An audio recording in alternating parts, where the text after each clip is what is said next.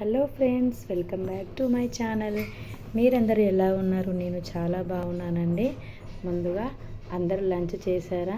నేను కూడా చేశానండి.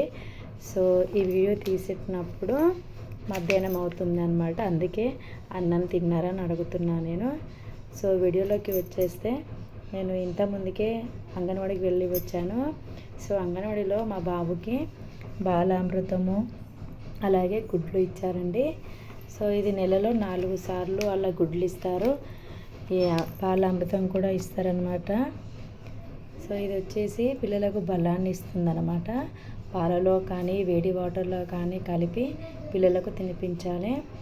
సో ఇందులో వచ్చేసి మనకు శక్తి, ప్రోటీన్, కాల్షియం, ఇనుము, vitamin A, vitamin B, vitamin C ఇలా పుష్కలంగా ఉంటుందన్నమాట. ఇవన్నీ పిల్లలకి బలాన్ని ఇచ్చే విటమిన్స్ అన్నమాట. సో అలాగే ఇది 7 నుంచి 36 నెలల పిల్లలకు అనుబంధ పౌష్టికాహారమును రోజుకు 10 గ్రాముల చొప్పున ఇవ్వాలి, కంపల్సరీగా పెట్టాలన్నమాట. ఇది చాలా బలం అన్నమాట పిల్లలకి. అలాగే గుడ్లు కూడా ఉడకపెట్టి పిల్లలకు తినిపించాలని చెప్పారు.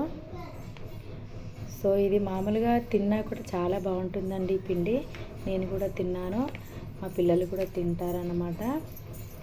సో మా అంగన్వాడీ చాలా బాగుంటుంది, చాలా బాగా చూసుకుంటారు పిల్లల్ని, టీచర్స్ కూడా, ఆయమ్మ కూడా.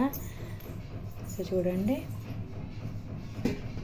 మీరు కూడా ఒకసారి ట్రై చేయండి ఎలా ఉంటుందో. టేస్ట్ చాలా బాగుంటుందండి.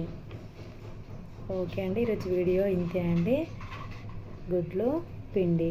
నా వీడియో నచ్చితే లైక్ చేయండి, షేర్ చేయండి, సబ్స్క్రైబ్ మటుకు అస్సలు మర్చిపోకండి. మీరు చేస్తేనే కదా నెక్స్ట్ నేను వెళ్తాను. సో మర్చిపోకుండా ప్రతి ఒక్కరు లైక్ చేయండి, సబ్స్క్రైబ్ కూడా చేయండి. థ్యాంక్ యూ అండి. బాయ్.